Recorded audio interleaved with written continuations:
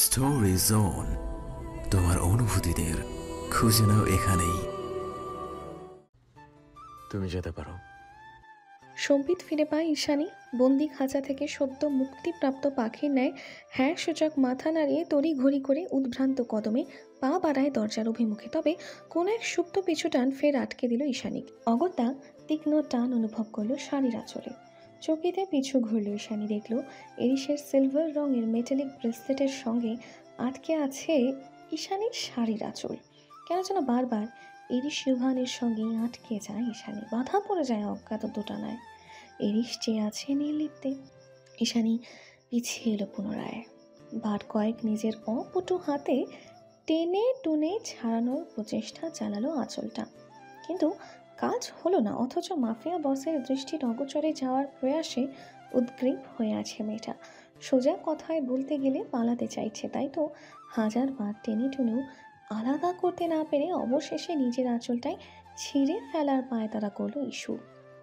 তখনই নতুন উদ্যমে টান পড়ল আঁচলে। এবার আর শব্দ টান নয়, জোর প্রকোপে মেয়েটাকে নিজের দিকে টেনে নিয়ে এলো ইরিশ, যার দরুন তাড়াহুড়ো আঁচলটা সামলালো ঈশানী। বিরক্তিতে চিরবিরিয়ে উঠে বলল, কি করলেন এটা? ভাবান্তর দেখা গেল না ইরিশের মাঝে। সে নির্বিকার, বিনা বাক্যে নিজের কবজি থেকে ব্রেসলেটটা খুলে ছেড়ে দিল আঁচলটা। সহসা লজ্জিত হলো ঈশানী, সেই সাথে অনুতপ্ত ঈশানী। ব্রেসলেটটা পাওনা রইল। বাক্য সম্পূর্ণ করে অন্যদিকে ঘুরে তাকালো মাফিয়া বস। ঈশানী আগ বাড়িয়ে কথা বলার সাহস দেখালো না আর। আঁচলের সঙ্গে আটকে যাওয়া এরিসের ব্রেসলেট সমেত কক্ষ ত্যাগ করলো নৈশব্দে। কণ্ঠনালী ভার হয়ে আছে ব্যতিগ্রস্ততায়। দুর্বিষহ মুহূর্তগুলো দলা পাকিয়েছে মস্তিষ্কে। আবেগ অনুভূতির নাজুক ইন্দ্রিয়গুলোকে ধরাশায়ী করেছে পরাশক্তি। কি হচ্ছে এসব? কেনই বা ফিরে এসেছে নিষিদ্ধ দুনিয়ার হৃদয়হীন জানোয়ারটা? আবার কি চায় সে?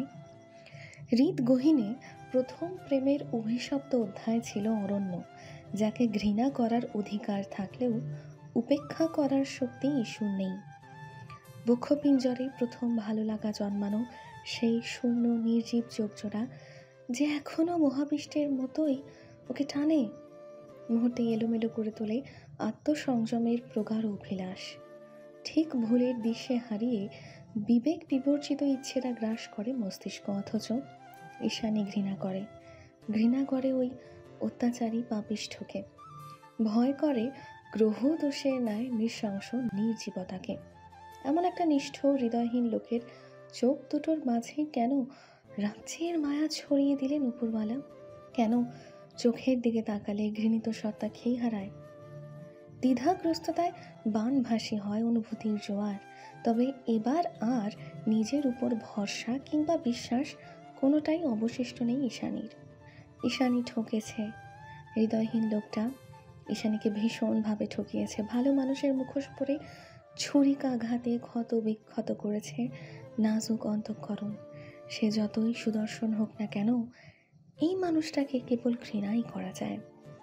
একটা মাফিয়া টেররিস্ট কখনো ক্ষমতা আর স্বার্থের বাইরে গিয়ে কারোর উপর দয়া দেখায় না। ঈশানীও এখন বিশ্বাস করে নিয়েছে এই তিক্ত অভিজ্ঞতাকে।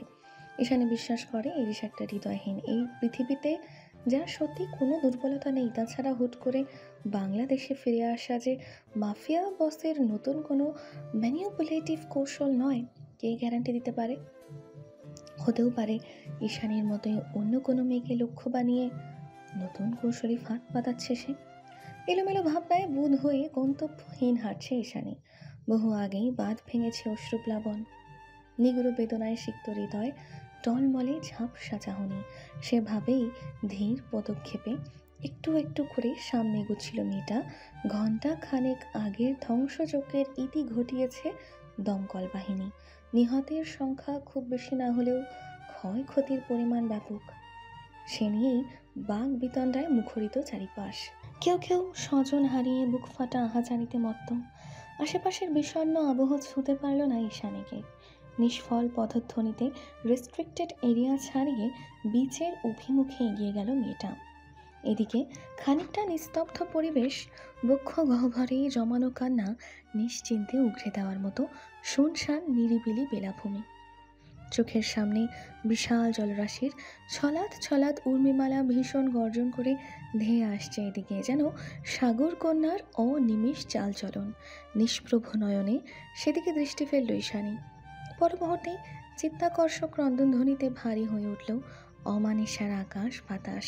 কাঁদতে কাঁদতে চিকচিকে বেলাভূমিতে আচানক ধপ করে বসে পড়ল মেয়েটা। তবে অভিমানী নোনা জলে দীর্ঘক্ষণ বুক ভাসানো হলো না ঈশানীর। তার আগেই দৃষ্টিগোচর হলো জটলা পাকানো মানুষের অচেনা পদযুগল।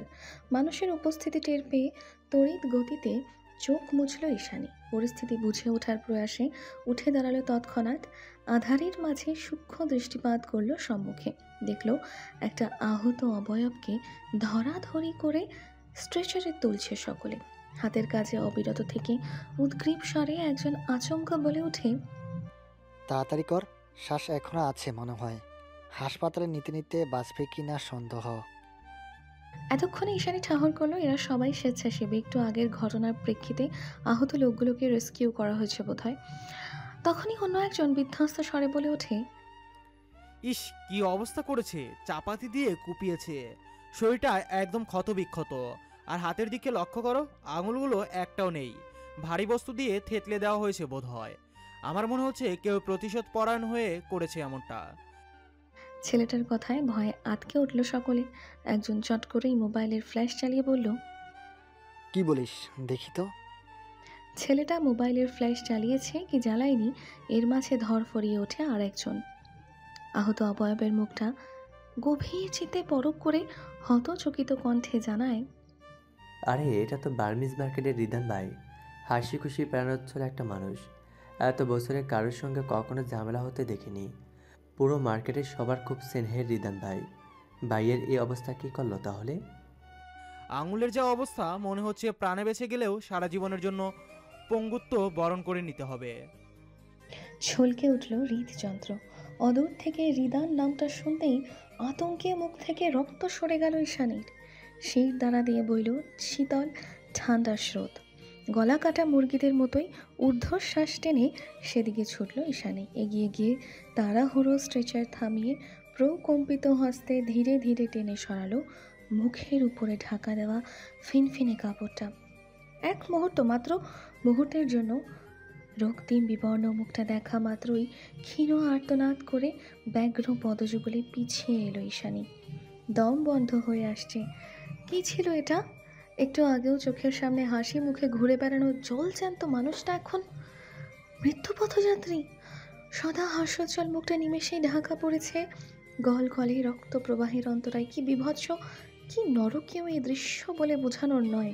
ফের শ্বাস টেনে তোলার প্রচেষ্টা চালালো বিধ্বস্ত মেয়েটা। কাঁপা কাঁপা হাতে আলগোছিয়ে মুখের উপর রেখে কাঁদতে কাঁদতে অস্পষ্ট আওয়াজে বিড়বিড়িয়ে বলতে লাগলো, কি হচ্ছে এসব? কেন আমার আশেপাশের মানুষগুলো বারবার এভাবে আঘাতপ্রাপ্ত হচ্ছে? কে করছে এসব? কি চায় সে? প্রচণ্ড ক্ষোভ আর অভিমানের মিশেলে ভেতরের জনতা ভুলে বেঘরে গলা ছেড়ে চিৎকার করে উঠল ঈশানী। সাগরের ভারী গর্জনের আড়ালে ঈশানীর এহেন আত্মচিৎকার বড্ড মিহি শোনালো। কি চায় সে? মৃদু শ্বাস ফেলে কম্পিত স্বরে ফের একই বলি আওড়ালো মেয়েটা। গভীর নিস্তব্ধতায় বিষাদিনীর ব্যথাতুর কান্নারা কুণ্ডলি পাকালো নৈশ্বর্গে। বাসন্তিক দমকা হাওয়ার প্রকোপে এলোমেলো হলো সর্পিলকে সরাসি, যেন সমগ্র ধরিত্রী একযোগে জানান দিল, শুধু তোমাকে। রক্তাক্ত চাপাতিটা গভীর সমুদ্রে ছুঁড়ে ফেলি টিস্যু দিয়ে হাত মুছতে মুছতে পেছনে ঘাড় ঘোরাতেই থমকালো তুষার। আবছায়া আলোতে অবলোকন করলো একজোড়া উচ্চাটো নক্ষেপট। ল্যাপটানো কাজলে মোড়ানো গভীর কৃষ্ণ গহ্বর এদিকেই চেয়ে আছে নিষ্প্রভ। প্রখর বুদ্ধিমত্তা সম্পন্ন তুষার 1 মিনিটের অধিক সময় অতিবাহিত করল না চোখগুলোকে চেনার জন্য। 1 মিনিট পেরোতেই অপর প্রান্তে দাঁড়ানো মানুষটার উদ্দেশ্যে থমথমে গলায় প্রশ্নবাণ ছুড়ল সে, কি চাই? তুষারের অযাচিত বাক্যটুকু কর্ণকুহর ভেদ করতেই নড়ে চড়ে উঠল নিঝুম। আড়ষ্ঠতায় খামচে ধরল শাড়ির আঁচল। সবসময় গড়গড় করে কথা বলতে থাকা অতি উৎসাহী মেয়েটা এই প্রথম কেমন গুটিয়ে গেল অজ্ঞাত আড়ষ্ঠতায়। নিঝুমের নীরবতায় ভ্রু কুঁচকাল তুষার। ফের একই স্বরে বলল, কি হলো, কথা নেই মুখে? কয়েক দফা শুষ্ক ঢোক দিলে এতক্ষণে ম্লান আওয়াজে প্রত্যুত্তর করল নিঝুম। আপনি চিনেছেন আমায়? হাতের টিস্যুটা অদূরে ফেলে বিস্তার বেলাভূমিতে নিঃশব্দে হাঁটা ধরল তুষার। যেতে যেতে ভাবলেশহীন স্বরে বলল, তুষার একবার যাকে গভীর দৃষ্টিতে লক্ষ্য করে তাকে এই জীবনে বলে না। তুষারের প্রত্যুত্তর শুনে ভেতর ভেতর খুশি হলো মেয়েটা। ঝরঝর করে বিলীন হলো নিঝুমের আড়ষ্টতার মেকি অভিব্যক্তি। মুহূর্তেই কথার জোয়ারে উদ্ভাসিত হলো সমগ্র অস্তিত্ব। রাতের আধারে জুতো জোড়া খুলে হাতে নিয়ে অজান্তেই পিছু নিল লোকটার। সাগরের কোণ ধরে এগুতে এগুতে বলল, আপনি জানেন আমি আপনাকে এখানে দেখে সত্যি খুব অবাক হয়েছি। ভাবতে পারিনি এভাবে দেখা হবে। তবে এখন মনে হচ্ছে কক্সবাজার আসাটা পুরোপুরি সার্থক হলো। তুষার নির্বিকার, ওর মাঝে ভাবান্তর নেই কোনো রূপ। হাঁটছে তো হাঁটছেই। আপনি জানতে চান না কিভাবে খুঁজে পেলাম আপনাকে? আসলে আপনার জ্যাকেটের ব্র্যান্ড। তুষারের শূন্য অভিব্যক্তি লক্ষ্য করে দীর্ঘশ্বাস ছাড়ল নিঝুম। কথা ঘুরিয়ে বলল, আচ্ছা বাদ দিন, কেমন আছেন তাই বলুন। আপনার শুটিংয়ের কাজ কত দূর? এতক্ষণে পদধ্বনি স্থির করল তুষার। আড়ালে অস্বস্তির তপ্ত শ্বাস ছেড়ে বলল, এত কথা কেন বলছো? আমি তোমাকে বলেছি যে আমি শুটিং করি। আমাকে দেখে কি অ্যাক্টর মনে হয়? কথার পারদে অপ্রতিরোধ্য নিষেধাজ্ঞা। নিঝুম যথেষ্ট জ্ঞানী মেয়ে। তুষারের বিরক্তি ধরতে সময় লাগলো না নিঝুমের। তাও জড়ানো গলায় এলোমেলো শব্দ যুগল উগড়ে দিল মেয়েটা। না মানে আপনি সেদিন বলেছিলেন আপনি ভিলেন আর। নিঝুমের কথা শেষ হওয়ার আগেই বিদ্রুপাত্মক হাসল তুষার। বলল, আর তুমি ধরে নিয়েছো যে আমি সিনেমার ভিলেন, তাই তো? রিডিকুলাস। অযাচিত তিরস্কারে মুখাবয়ব থমথমে হয়ে উঠল নিঝুমের। লোকটা এত তিক্তভাষী কেন জানা নেই ওর। সহসা ঠোঁট কামড়ে বলতে উদ্যত হলো, না মানে সেদিন আপনার পিছু নিয়েছিলাম। বাক্য সম্পূর্ণ করতে পারল না নিঝুম। বাকি কথা কণ্ঠনালীতে আটকে গেল তুষারের কঠোর বাক্যবাণী। তো কি হয়েছে? আমি একবারও জানতে চেয়েছি সেদিন কেন তুমি আমার পিছু নিয়েছিলে। এসব তুচ্ছ জিনিস জানানোর জন্য এত নাচানাচি করার কি কারণ? অযথা বিপদকে গ্রাস করতে এসো না, অস্তিত্বহীন হয়ে পড়বে। শেষ কথাতে ধারালো কর্তৃত্ব, দিশাহীন গভীরতা। মুহূর্তে আধার ঘনালো দুচোখে। অশ্রুসিক্ত নয়নজোড়া সাবধানে আড়াল করল নিঝুম। বহু কাছরাতে গলার আওয়াজ সাবলীল রেখে কাতর স্বরে বলল, কতগুলো দিন সিআরবিতে অপেক্ষা করেছিলাম জানেন। ভেবেছিলাম আবার হয়তো দেখা পাবো। পৃথিবীটা তো গোলাকার, একই মানুষের সঙ্গে বারবার দেখা হওয়াটা অসম্ভব এর কিছু নয়, তাই না? নিঝুমের কথার তোয়াক্কা না করে আঙুলের ফাঁকে সিগারেটের শলাকা ধরিয়ে ফের হাঁটা ধরল তুষার। যেতে যেতে জবাব দিল, ভুল করেছ। নিজের মূল্যবান সময় নষ্ট করে এভাবে অপরিচিত একজন মানুষের জন্য অপেক্ষা করা মোটেই উচিত হয়নি। হতেও তো পারে মানুষটা তোমার ভাবনার ঊর্ধ্বে, তোমার সুন্দর কল্পনার অনলে দুআশা আবৃত তার অভিশপ্ত বাস্তবতা। তুষারের গম্ভীর আচরণে খুব একটা ভাবান্তর দেখা গেল না নিঝুমের মাঝে। আবারও বেখেয়ালে লোকটার পিছু নিল সে। মোলায়েম বেলাভূমিতে নিরিবিলি কদম ফেলে বলল, মোটেই ভুল করিনি। মনের টান ছিল বলেই আবার দেখা হলো আমাদের। আর এক দফা থমকালো তুষার। ঘাড় বাঁকিয়ে পেছনে দৃষ্টিপাত করে কঠোর নিষেধাজ্ঞা আরোপ করল নিঝুমের আগমনী পদযুগলের উপর। রাশভারী আওয়াজে বলে উঠল, ওখানেই থামাও, আর এক পাও এগোবে না। অকস্মাৎ স্তম্ভিত হয়ে দাঁড়িয়ে পড়ল নিঝুম। ভ্রু কুঞ্চন করে তুষার শুধালো, তখন থেকে আমার পেছনে পেছনে আসছো, কোথায় যাচ্ছ তুমি? অপ্রস্তুত পদধ্বনি থমকে গেল নিঝুমের। তাৎক্ষণিক ভাবনার জগৎ ছাপিয়ে ছিটকে বাস্তবতায় বেরিয়ে এলো মেয়েটা। নিগুড় আধারের মাঝে চারিদিকে শঙ্কিত দৃষ্টি ফেলে হতচকিত কণ্ঠে বলে উঠল, সত্যি তো, এটা কোথায়? ঈষৎ মেঘে ঢাকা ধূসর আকাশ। গভীর রাতের নৈশব্দ স্লোগানের চারিপাশে ম্লান জ্যোতি ছড়াচ্ছে টিমটিমে নক্ষত্ররাজি। দূর আকাশের সেই নিয়ন আলোতে চারিদিকে অবলোকন করল নিঝুম। হ্যালো ডিয়ার লিসেনার্স, আপনারা শুনছেন স্টোরিজ অন প্রেজেন্স ধারাবাহিক পর্ব গল্প। আমাদের সামগ্রিক প্রচেষ্টাকে উৎসাহিত করতে লাইক এন্ড কমেন্ট করতে ভুলবেন না। Thank you. বেখেয়ালে হাঁটতে হাঁটতে ইনানি ছাড়িয়ে বহুদূর চলে এসেছে। সন্ধ্যা রাতের লোমহর্ষক ঘটনার পরে পুরোপুরি পর্যটক শূন্য নিস্তব্ধ সমুদ্রতট। বেলাভূমি ছাড়িয়ে কয়েক ক্রোশ অদূরে লক্ষ্য করেও কোনোরূপ লোকালয়ের দেখা মিলল না। নেই কোনো স্ট্রিট লাইটের উপস্থিতি। এটা কোনো চরাঞ্চল হবে হয়তো, কিন্তু নিঝুম তো ভালো মতো কিছুই চেনে না এখানকার। অবিশ্বাস্য নজরে এদিকে ওদিকে দৃষ্টিপাত করে ভয়ার্ত ঢোক গেল নিঝুম।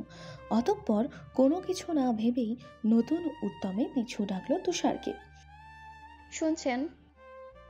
ঋণ ঋণে মেয়েলি আওয়াজে অসহায়ত্বের ছাপ সুস্পষ্ট। অগত্যা দীর্ঘশ্বাস ছেড়ে পেছনে ঘুরল তুষার। ভ্রু কুঞ্চন করে বিরক্তির আওয়াজে শোধালো, আবার কি হয়েছে? দ্রুত গতিতে ছুটে এলো নিঝুম। কোনরূপ দ্বিধা বোধ না করেই অনুনয়ের স্বরে বলল, আমাকে একটু এগিয়ে দিন। এগিয়ে দিন মানে? এখানে কি আমি তোমায় নিয়ে এসেছিলাম? না সূচক মাথা নাড়ালো নিঝুম। বড্ড সংকোচ নিয়ে জানালো, আমি এখানে স্থায়ী নই, খালামণির বাড়িতে বেড়াতে এসেছি। তার ওপর এত রাত হয়ে গেছে, কিছুই চিনতে পারছি না। ইস্যু বোধহয় তার বাড়িতে ফিরে গেছে। এদিকে আমাকে দেখুন, কোন দিক দিয়ে এসেছিলাম সেটাই ভুলে বসে আছি। মুখে কোনরূপ ভাবান্তর প্রকাশ পেল না তুষারের, বরং বালুর আস্তর পায়ে মারিয়ে নির্বিঘ্নে এগিয়ে যেতে লাগলো সে। ওদিকে স্থির চিত্তে ঠায় দাঁড়িয়ে রইল নিঝুম। ভাবতে লাগলো, লোকটা বোধহয় এগিয়ে দিতে আগ্রহী নয়, আমি একটু বেশিই আশা করে ফেলেছি। খানিক বাদে তুষারের অযাচিত কণ্ঠস্বরে বেখেয়ালি ভাবনার সুতো ছিঁড়ে যায় নিঝুমের। সম্বিত ফিরে এলে লোকটার কথায় মনোযোগ স্থির করল নিঝুম। দাঁড়িয়ে পড়লে যে, এর মধ্যে খালা বাড়ির ঠিকানা মনে পড়ে গেল? তুষারের কথায় স্বস্তির হাসি হাসল নিঝুম। লোকটার পদধ্বনি অনুসরণ করে এক ছুটে গিয়ে দাঁড়ালো তুষারের পাশে। বলিষ্ঠ পুরুষের লম্বা লম্বা পায়ের ছন্দে তাল মেলানোর চেষ্টা। আপনি এত ঘুরিয়ে পিছিয়ে কথা বলেন কেন বলেন তো? সব মাথার উপর দিয়েই যায়। জানি না। হাঁটার গতি অবিচল রেখে বিশাল জলরাশির পানে নিয়ে নিমেষ চেয়ে ছোট্ট করে জবাব দেয় তুষার। গভীর রাত, বিষণ্ণ পদযুগলে বাড়ির অভিমুখে এগুচ্ছে ঈশানী। দিশাহীন নিরুদ্দেশ এক একটি সূক্ষ্ম পদধ্বনি। বাড়ির অতি পরিচিত নম্বর থেকে কল আসতে আসতে এক পর্যায়ে ঝিমিয়ে পড়েছে মুঠোফোন। এক কোণের কটকটে লাল অ্যারো চিহ্ন অবিলম্বে জানান দিয়ে যাচ্ছে, এখন নিভু নিভু আয়ুষ্কাল, অতি শীঘ্রই ঘনিয়ে আসবে অন্তিম প্রহর। তাতে কোনোরূপ হেলদুল নেই ঈশানীর মাঝে। সন্ধ্যা রাতে এত এত কাহিনী, হৃদয়ের অমন বিভৎস ক্ষত বিক্ষত মুখাবয়ব, সব কিছু মিলিয়ে বিধ্বস্ত মেয়েটা। ভীষণ দুশ্চিন্তায় ভারাক্রান্ত মস্তিষ্ক, হৃদয়ে অদৃশ্য রক্তক্ষরণ। মনের ব্যথাকে আলগোছে চাপা দিয়ে নীরবে হাঁটছে মেয়েটা। হৃদয়ের ওই নৃশংস পরিণতি ভেতর থেকে এতটাই নাড়িয়ে দিয়েছে ঈশানীকে যে সেই ইনানি থেকে বিস্তার সড়ক অব্দি এক নাগারে নিদারুণ অনুসরণকারী অবয়বটাকে খেয়ালই করেনি ঈশানী। আগন্তুকের প্রতিটি পদধ্বনি ছিল টাল মাটাল। কখনো কখনো ঈশ্বর খুব কাছে, আবার কখনো অনেকটা দূরে দাঁড়িয়ে তীক্ষ্ণ চোখে যুবতী মেয়েটাকে অবলোকন করছে সে। বেশ কৌশলের সাথে অতিক্রম করছে রাস্তার প্রতিটি মোড়। তবে খুব বেশিক্ষণ স্থায়ী হলো না এই অনুসরণ কৌশল। মস্তিষ্কের স্থিতিশীলতা ধরে রাখতে না পেরে শরীরের নিয়ন্ত্রণ হারিয়ে হুট করে হাতের মাঝে থাকা বিয়ারের ক্যানটা পড়ে গেল রাস্তায়। মুহূর্তেই ঝনঝন করে মুখরিত হলো নিস্তব্ধ চারিপাশ। অন্ধকার নিরিবিলি রাস্তায় এহেন তীক্ষ্ণ আওয়াজ সোজা গিয়ে ঝংকার তুলল ঈশানীর কানে। অকস্মাৎ আওয়াজে ঝলকে উঠল হৃদয়। বেমালুম ভয়ের তোড়ে তীর তিরিয়ে প্রকম্পিত হলো সর্বাঙ্গ। তৎক্ষণাৎ সচকিত হয়ে ধীর গতিতে পেছনে চোখ ঘোরালো ঈশানী। দেখল খুব কাছেই দাঁড়িয়ে আছে ভিআইপি গোছের ষাটোর্ধ্ব একটা লোক। নেশার তোরে বুঁদ হয়ে আছে সে। মাঝ সমুদ্রের তরঙ্গোচ্ছ্বাসের মতোই এদিক ওদিক দোল খাচ্ছে ভারী মস্তক। গভীর রাতে শুনশান নিরিবিলি রাস্তায় এহেন নেশাগ্রস্ত মানুষের উপস্থিতি লক্ষ্য করে আঁতকে উঠল ঈশানী। লোলুপ দৃষ্টি এদিকেই চেয়ে আছে লোকটা। অভিব্যক্তি ভীষণ ধূর্ততা। নিটল দর্শনে এক মুহূর্ত পরখ করে কোনোরূপ সময় নষ্ট করল না ঈশানী। আশেপাশের কোনো কিছু পরোয়া না করে ভারী পদযুগলে এগুতে লাগলো সম্মুখে। ঈশানীর সঙ্গে তাল মিলিয়ে হাঁটার গতি দ্বিগুণ করলো লোকটা। ফলস্বরূপ খুব বেশি দূর যাওয়ার আগেই ছায়া অতিক্রম করলো অবয়বটি। অবশেষে আতঙ্কের চরম সীমানায় পৌঁছে দিয়ে অকস্মাৎ টেনে ধরল ঈশানী শাড়ির আঁচল। তৎক্ষণাৎ রিনঝিন করে উঠল আঁচলে লাগোয়া ইরিশের মেটালিক ব্রেসলেটটা। এটা কি? তমসার মাঝে টলতে টলতে ব্রেসলেটটার পানে গভীর দৃষ্টিপাত করে অস্ফুটে বলে উঠে সে। সঙ্গে সঙ্গে এক ঝটকায় লোকটার হাত থেকে আঁচল সরালো ঈশানী। ভেতরের ভয় ডর একপাশে রেখে কর্কশ গলায় ঝাঁঝিয়ে উঠল মেয়েটা। কি সমস্যা? তখন থেকে আমার ফলো কেন করছেন? যে দিক থেকে এসেছেন সেই দিকে যান, এক্ষুনি যান। অন্ধকারের মাঝে আঙুল উঁচিয়ে রিসর্টের পানে ইশারা করলো ঈশানী। ঈশানীর ইশারায় এক পল পেছনে দৃষ্টিপাত করে খ্যাক খ্যাক করে ক্রূর হাসলে লোকটা। বিশ্রী হাসির আওয়াজে ভরকালো ইস্যু। বিতৃষ্ণ নয়ন জুড়ে ঘনীভূত হলো আতঙ্ক। কিয়ৎক্ষণ পরে হাসি থামালো সে। মাতাল ভঙ্গিতে বলল, সুগার ড্যাডিকে পছন্দ হয়নি মামুনি? সুগার ড্যাডি তোমায় অনেক টাকা দেবে, চলো রিসোর্টে চলো। অসভ্য লোক, বুড়ো ভাব, জুতা খুলে মারবে একদম। নিজের মেয়েকে গিয়ে এসব অফার কর শালা। ছুটে গেল ঈশানী। এক নাগারে কয়েকটা কড়া কথা শুনিয়ে ফের হাঁটা ধরল। তৎক্ষণাৎ সামনে থেকে ঈশানীর পথ আটকালো লোকটা। এদিকে ওদিক মাথা নাড়িয়ে বলল, আজ তো আর তোমার বাড়ি ফিরতে দেব না মামুনি। তুমি বাড়ি চলে গেলে আমাকে সুখ দেবে কে? দেখো রাস্তার একটাও মেয়ে নেই। এদিক ওদিক চোখ বোলালো ঈশানী। সত্যিই চারপাশ মানব শূন্য, একটা পাতা পড়ার টুকটা পাওয়া যাচ্ছে না কোথাও। ঈশানীর হাতের ফোনটা বন্ধ হয়ে পড়ে আছে। এমন অবস্থায় লোকটার সঙ্গে অযথা মেজাজ দেখানো মোটেই বুদ্ধিমানের কাজ নয়। সহসা দমল রমণী। গলার স্বর খাদে নামিয়ে লোকটাকে বলল, দেখুন আঙ্কেল, আমি মোটেও ওইসব মেয়ে নই। ভদ্র পরিবারের মেয়ে আমি, বুঝেছেন আপনি? দয়া করে রাস্তা মাপুন। ভদ্র বলেই তো এত খাতির করছি।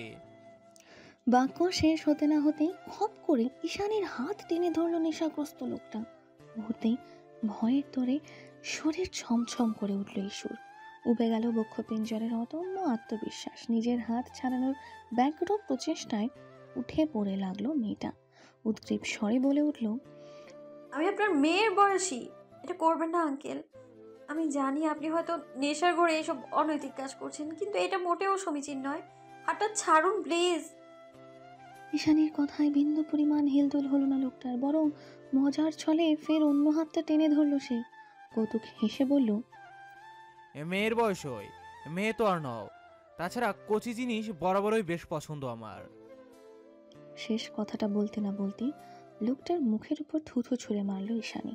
কিছুক্ষণ নীরব থেকে বড্ড হেয়ালি করে মুখের ময়লাটুকু পরিষ্কার করলো লোকটা। অতঃপর ভীষণ ক্রোধান্বিত হয়ে চোখ রাঙিয়ে বলল, আমি কে জানিস? জানিস না তো? চল বোঝাবো তোকে আমি কে। তীক্ষ্ণ হস্তে ঈশানীর চুলের গোছা মুঠোয় নিল সে। শরীরের সমস্ত শক্তি প্রয়োগ করে মেয়েটাকে টেনে হিঁচড়ে গাড়ির কাছে নিয়ে যাওয়ার পায়তারা করতে লাগলো। ক্রমশ রাগের তোপে ফোঁসফাঁস করে গজরাচ্ছে সে। অপ্রতিরোধ্য বৈরী আচরণে অচিরেই ভেঙে পড়ল মেয়েটা। অপারক কান্নার জোয়ারে নিমেষে অশ্রুসিক্ত হলো নীলাম্বরীর দুনয়ন। চেষ্টার কমতি না রেখেই লোকটার সঙ্গে কিছুতেই শক্তিতে পেরে উঠছে না ঈশানী। অগত্যা অনুনয় করছে অহেতুক। আঙ্কেল, দয়া করে ছেড়ে দিন, আপনি আমার বাবার মতো। লোকটা ছাড়লো না, চুল ধরে টানতে লাগলো জোর হাসতে। ঠিক তখনই আগন্তুক মার্সিডিসের হেডলাইটের আলোয় চোখ ধাঁধিয়ে উঠল লোকটার ঈশানী। সেই সঙ্গে এক ছত্র হর্নের তীক্ষ্ণ আওয়াজে ঝালাপালা হলো কর্ণকুহর। মাত্রাতিরিক্ত আওয়াজে এক হাত কানে আবদ্ধ করে তৎক্ষণাৎ চোখ বুঝল ঈশানী। ওদিকে মানুষের উপস্থিতি টের পেয়ে হাতের বাঁধন ঢিলে করলো লোকটা। শুষ্ক ঢোক গেলে অস্পষ্ট আওয়াজ বের করলো মুখ থেকে। কে? ওপাশ থেকে জবাব এলো না কোনো রূপ। হর্নের আওয়াজ বন্ধ হলো এবার। হর্নের আওয়াজ বন্ধ হতেই তড়াক করে চোখ খুলল ঈশানী। হেডলাইটের তীর্যক দুটিতে ফকফকে পরিষ্কার দৃশ্যপট। সহসা লোকটার হাত থেকে ছাড়া পেয়ে ঈশানী এক ছুটে চলে গেল গাড়ির নিকট। লাগোয়া টিনটিন জানালায় টকটক আওয়াজে কড়া নেড়ে বলল, কে আছেন ভেতরে? প্লিজ হেল্প করুন। এই নেশাগ্রস্ত লোকটা তখন থেকে অসুবিধা করছে। উইন্ডো নমিত হলো না জানালার, বরং ঠাস করে খুলে গেল গাড়ির দরজা। আচানক কাণ্ডে দু কদম পিছিয়ে গেল ঈশানী। আলো আধারের মাঝে দৃশ্যমান হলো লম্বা মতো চমৎকার এক পুরুষালী অবয়ব। না, লোকটা এরিস নয়। এরিসের মতো মেধহীন অ্যাপসযুক্ত পেটানো শারীরিক গঠন না হলেও ছিমছাম গড়নের লম্বাটে সুদর্শন যুবক সে। পরনে গ্রে সোয়েটশার্ট আর ব্যাগি ডেনিম, পায়ে হোয়াইট স্নিকার্স, ঝরঝরে চুলের মাঝে ঈষৎ বাদামি প্রলেপ। তবে মাস্কের কারণে মুখ দেখার জো নেই। আর না তো এমন একটা টানাপোড়েন সময় ঈশানীর তাকে দেখার আগ্রহ জেগেছিল কোনোরূপ। লোকটা গাড়ির থেকে নেমে এলে রন্ধনরত ঈশানী সাহায্যের অনুনয় করল ফের। আমায় একটু হেল্প করুন প্লিজ। তৎক্ষণাৎ মুখের উপর থেকে আলগোছে মাস্ক সরালো লোকটা। সম্মোহনী হেসে মেয়েটাকে ধাতস্থ করে বলল, চিন্তিত হবেন না, আমি আছি তো। চেহারার মতোই চমৎকার লোকটার শিশুসুলভ মৃদু হাসির তরণ। অথচ লোকটাকে দেখে অহেতুক ভ্রু কুচকালো ঈশানী। আশ্চর্য হলে মুখটা ভীষণ চেনা চেনা ঠেকলো ঈশানীর নিকট, কিন্তু মানুষটা তো অপরিচিত। হতে পারে মার্কেটের কোনো কাস্টমার। ফলস্বরূপ খুব বেশি ব্যতিগ্রস্ত হলো না ঈশানী। আজে বাজে চিন্তা মাথা থেকে বের করে ফের চোখ ঘোরালো সম্মুখে। হেডলাইটের এক ছত্র আলোয় কোথাও উপস্থিত নেই মাতাল লোকটা। বিস্ময়ে কিংকর্তব্য বিমূঢ় ঈশানী চকিতে বলে উঠল, আশ্চর্য, গেল কোথায় অশুভ লোকটা? পুনরায় মৃদু হাসল বিপরীত প্রান্তের যুবক। নদীর মতো শান্ত স্বরে বলল, পালিয়েছি বোধহয়। স্বস্তিতে দীর্ঘশ্বাস ছাড়ল ঈশানী। হাতের পিঠ দিয়ে নীরবে চোখের জলটুকু মুছতে মুছতে বলল, আপনার জন্য খুব বড় বিপদ থেকে বেঁচে গেলাম আজ। ধন্যবাদ আপনাকে। লোকটা জবাব দিল না। দ্বিধাহীন নজরে বিমুগ্ধ হয়ে চেয়ে রইল মেয়েটার টলমলে নীল চোখের পানে। নিষ্প্রভ নয়নে বিমোহিত অভিব্যক্তি। চোখের মাঝে অবাক দৃষ্টি ধরে রেখে অস্ফুটে বলে উঠল, ব্লু আইজ, ইন্টারেস্টিং। কিছু বললেন? অস্পষ্ট আওয়াজের বিপরীতে প্রশ্ন ছুড়ল ঈশানী। অকস্মাৎ মেইলি কণ্ঠের দাপটে ধ্যান ভাঙল যুবকের। তৎক্ষণাৎ এপাশ ওপাশ মাথা নাড়িয়ে না জানালো সে। বড্ড বেশি নাজুক দেখালো ভাবাবেগ, যেন কোনো কিছুর চৌম্বকীয় আসক্তিতে টালমাটাল অস্তিত্ব। ঈশানী কথা বাড়ালো না আর, ধীর গতিতে পা বাড়ালো সামনে। তৎক্ষণাৎ পিছু ডাকলো লোকটা। গাড়িতে উঠুন, আমি এগিয়ে দিচ্ছি। ঈশানী পিছনে ঘুরল ঠিকই, তবে হ্যাঁ না কিছুই বলল না। বিনা বাক্যে দাঁড়িয়ে রইল শুধু। মেয়েটার দ্বিধাগ্রস্ততা আঁচ করতে পারল যুবক। সহসা গ্রীবা নামিয়ে গাড়ির জানালায় উঁকি দিয়ে কাউকে জানালো, তুমি গাড়ি নিয়ে রিসোর্টে ফিরে যাও তুর্য, আমি ওকে এগিয়ে দিয়ে আসছি। তৎক্ষণাৎ বাঁধ সাধল তুর্য, বলল, কিন্তু মাহিন ভাই। কিন্তু নয়, যা বলছি তাই করো। এভাবে একটা মেয়েকে রাস্তায় বিপদের মধ্যে ফেলে আমি ফিরে যেতে পারি না। দীর্ঘশ্বাস ছাড়ল তুর্য। মাহিনের কথায় সায় জানিয়ে হ্যাঁ সূচক মাথা নাড়িয়ে জানালো, ঠিক আছে, রিসর্টে ফিরে গাড়ি পাঠিয়ে দিচ্ছি আমি। প্লিজ না করো না ভাই। তোমাকে এভাবে রাস্তায় ফেলে গিয়েছি জানলে কোম্পানি আমার চাকরি খেয়ে নেবে। নিঃশব্দে হ্যাঁ সূচক মাথা নাড়িয়ে তুর্যকে বিদায় জানালো মাহিন। অতঃপর দ্রুত পায়ে এগিয়ে গেল ঈশানীর নিকট। আশ্বস্ত স্বরে বলল, চলুন, এগিয়ে দিচ্ছি। প্রত্যুত্তর করল না ঈশানী। হাঁটতে লাগলো নৈশব্দে। পকেটে দুহাত গুজে পায়ে পায়ে এগুলো মাহিন। নীরব পদযুগলে হাঁটতে থাকা মেয়েটার পানে আপাদমস্তক একপল চোখ বুলিয়ে গলা খাকারি দিল সে।